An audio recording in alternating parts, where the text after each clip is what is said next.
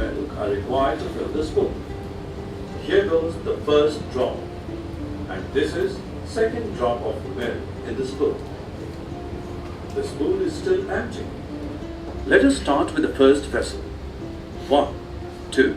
and 3.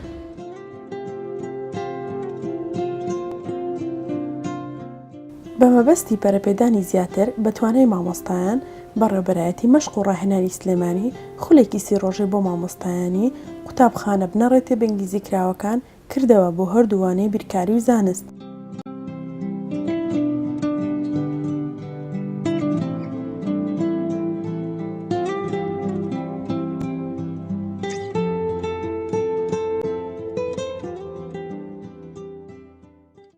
And fertilize the soil. Fertilize چیه که مامساگیان soil که باوشش بنویسیم. The soil. کاتا اما لپیجی چنایا چلو پنج. ئێستا لە بەڕێوەبەرەتی مەشق و ڕاهێنانی سلێمانی لە ناو شاری سلێمانی و دەوروبەری وەرزی دووەمی خولەکانی بەڕێوەبەرەتیمان دەستی پێکردووە کە لەم کاتەیە 5 خولمان لە ناو شاری سلێمانی هەیە کە 2 خولیان 600 مامۆستا بەشدارن ئەوانە بۆ بە ئینگلیزیکردنی ناوەندەکانی خوێندن بە بابەتەکانی بیرکاری و زانست ئەو بەڕێزانە بە 2 وەجبەی بەیانیان بۆ نیوەڕوان بۆ 4 و چارەک لە بەڕێوەبەرەتی مەشق و ڕاهێنان بەشدارن هەر بە هەمان شێوە لە بەڕێوەبەرەتی مەشق و ڕاهێنان ئەو خوێندنگەیانەی کە بۆ ساڵی خوێندنی 2018 پۆلی دەی زانستیان بە زمانی ئینگلیزیە 50 مامۆستا بۆ ماوەی 21 ڕۆژ لە ناو دیوانی بەڕێوەبەرەتی مەشق و ڕاهێنان خولی بابەتەکانی بیرکاری کیمیا فیزیا زیندەزانی بە زمانی ئینگلیزی ئەڵێنەوە ئەمە وەرزی دووەمی خولەکانمانە بەنیازین تا 15دا وەرزی دووەم کۆتایی پێ بێ ئیشەڵا لە سەرەتای مانگی 11 وەرزی سێەم و کۆتایی خولەکانی بەڕێوەبەرەتی مەشق و ڕاهێنان دەست پێ دەکەین. من وەکو مامۆستایەکی بەشدار بوو لەم خولەدا کە بۆ قۆناغی دوی بنەڕەتی کراوەتەوە بۆ مەکتەبە حکومیەکانی کە کراوە بە زمانی ئینگلیزی ئەم خولەی ئێمە بۆ ماوەی 30 ڕۆژ بەردەوامە بێت ئەرچی من لێرەدا وتنەوەی وانەی زانستە بە زمانی ئینگلیزی بۆ ئەو مامۆستایانە جگە لە من مامۆستایەکی تریشەیە لە هەمان پۆلدا زمانی ئینگلیزیان پێڵێن ئەوەی کە ئێمە ئەیکەین لەم خولەدا چۆنێتی ڕێگاکانی وانەوتنەوەیە چۆن ئەو زانستە بە سادەترین شێوە بە زمانی ئینگلیزی بگەینن بە خوێندکارەکان بە بەکارهێنانی ئەو هۆکارانی کە لە ژیانی ڕۆژانەیانە لەوانەیە لە ناو پۆلەکەدا بەردەست بێ یان لەوانەیە لە ژیانی ڕۆژانەی خوێندکارەکەیە لە ماڵەوە بتوانێت بیهێنێت یا مامۆستا لە تاقیگەیە بەردەست بێت بیهێنێت و بتوانێت ئەو مادێ بە ئاسانترین و سادەترین ڕێگە بگەینە بە خوێندکارەکان زائیدەن ئێمە کۆمەڵێشت هەیە ئیمدەین بە مامۆستاکانمان کە لێم خولانەیە بەشدار بوون وەکو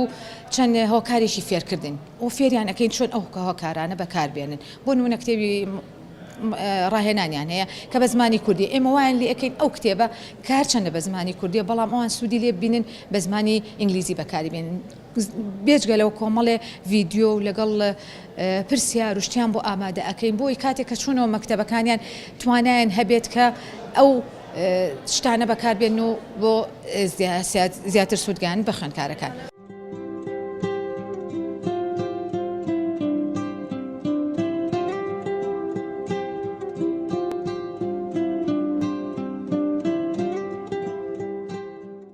من لەم خولەکە بەشداریم کردووە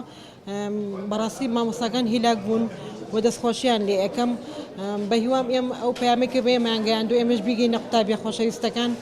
چونکە ئەم خولە کە کراوەتەوە بۆ ئاستی مناڵی فەقیر و هەژار کراوەتەوە